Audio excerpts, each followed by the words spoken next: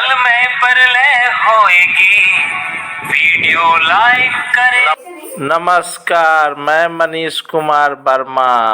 आज का न्यूज में जो सकारात्मक तरीके से हमने चुनावी प्रचार किया है, मुद्दों की बात करी है, चाहे स्मार्ट सिटी की बात करी है, टनल्स के निर्माण की बात करी है, इंफ्रास्ट्रक्चर के निर्माण की बात करी है, मेडिकल कॉलेज के निर्माण की बात करी है। हर दृष्टि से हमने प्रदेश के हर वर्ग को हमेशा प्राथमिकता देने का प्रयास किया है और पहले उनके मंत्री रहते हुए विधानसभा में भी उनके मुद्दे उठाए हैं, उन्हें पूरा किया है।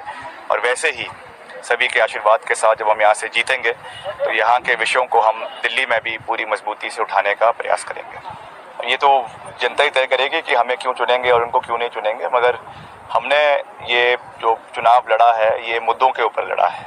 उन्होंने जो चुनाव लड़ा है वो नकारात्मक सोच के ऊपर जो है पर्सनल अटैक्स करने पे लड़ा है। ना उनका कोई विजन है, ना उनकी कोई सोच है, ना उनकी कोई राजनीतिक अंडरस्टैंडिंग है, ना कोई इतिहास की अंडरस्टैंडिंग है, ना हिमाचल के मुद्दों के बारे में उन व्यक्ति को ज़्यादा जानकारी है।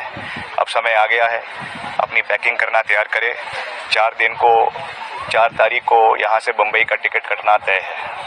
दक्षिण भारत में साफ और उत्तर में हाफ।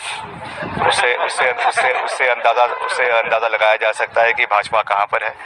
समय बदलाव का है और बदलाव में हिमाचल प्रदेश भी उससे अभिज्ञ नहीं है। प्रदेश में भी बदलाव होगा और प्रदेश में भी 4 सीटें कांग्रेस पार्टी जीतेगी। और इलाके की तरक्की करनी है, प्रदेश की तरक्की करनी है। और सभी मतदाताओं का मैं सबसे पहले तो विनम्र निवेदन करता हूं कि भारी से भारी संख्या में मतदान डालें। और हमें पूरा विश्वास है कि जो सकारात्मक तरीके से हमने चुनावी प्रचार किया है, मुद्दों की बात करी है, चाहे स्मार्ट सिटी की बात करी है, टनल्स के निर्माण की बात करी है, इंफ्रास्ट्रक्चर के निर्माण की बात करी है, मेडिकल कॉलेज के निर्माण की बात करी है। हर दृष्टि से हमने प्रदेश के हर वर्ग को हमेशा प्राथमिकता देने का प्रयास किया है और पहले उनके मंत्री रहते हुए विधानसभा में भी उनके मुद्दे उठाए हैं, उन्हें पूरा किया है।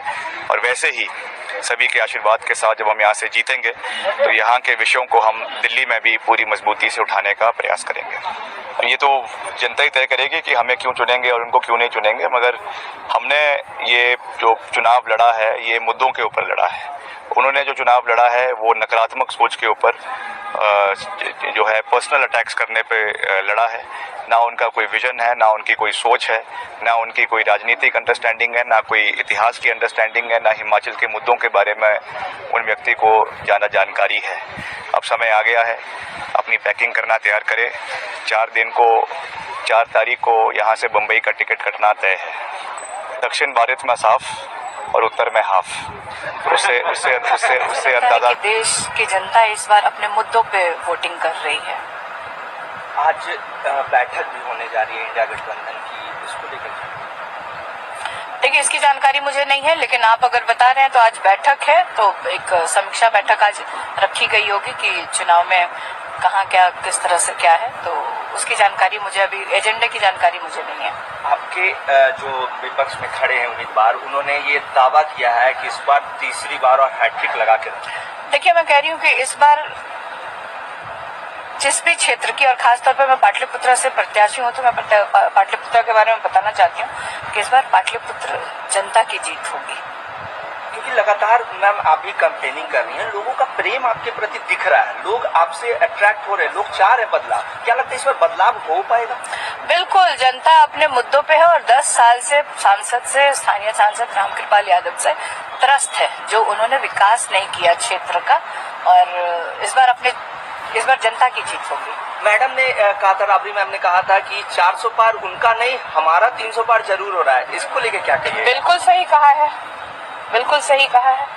इस बार जनता की सरकार बनेगी, इस बार इंडिया गठबंधन की सरकार बनेगी और 200 पार भी इंडिया गठबंधन नहीं कर पाएगा। क्योंकि आपने देखा जिस तरह से प्रधानमंत्री जी की बॉडी लैंग्वेज, उनकी भाषा, अमर्यादित भाषा का प्रयोग कर रहे थे, एक तरह से कहीं ना कहीं उनके अंदर एक झुंझलाहट दिख रही थी, जिस तरह से देश की जनता ने उनको नकार दिया है। पूरे परिवार पर चार्जशीट भी करने जा रहे हैं। देखिए, हमारे यहाँ ऑलरेडी चार्जशीटेड है, हम लोग बेल पे हैं, ये उन्हीं के लोग डराते हैं, भाजपा के नेता ही। हाँ, और अदालत में मामला है, मैं बहुत ज्यादा उसके ऊपर टीका टिप्पणी नहीं करना चाहती। मामला न्यायालय में है और दूध का दूध और पानी का पानी हो जाएगा। लेकिन आप मुझे बताइए ना कि जिनके ऊपर ये लोग आरोप लगाते थे, भाजपा के नेता, प्रधानमंत्री, आज सब तो उन्हीं के दल में शामिल हैं। तो हम लोग डरे नहीं। और अगर मान लीजिए हम लोग कहीं से दोषी होते तो अभी जेल के अंदर उठा के डाल दिए होते, हमें खुला नहीं छोड़ते। अब देख लीजिए झारखंड में उन्होंने क्या किया है, केजरीवाल जी के साथ क्या किया है। तो प्रधानमंत्री जी धमकाना बंद करिए। आप देश के प्रधानमंत्री हैं, ये देश का चुनाव था, इसको मुद्दे का चुनाव बनाना चाहिए। देखने और सुनने के लिए देखते रहिए MSJP न्यूज। सत्य, संघर्ष और अपना ज्ञान बढ़ाने के लिए MSJP न्यूज एक बार अवश्य देखें। अपना राय कमेंट बॉक्स पर अवश्य भेजें। जय हिंद, भारत माता की जय।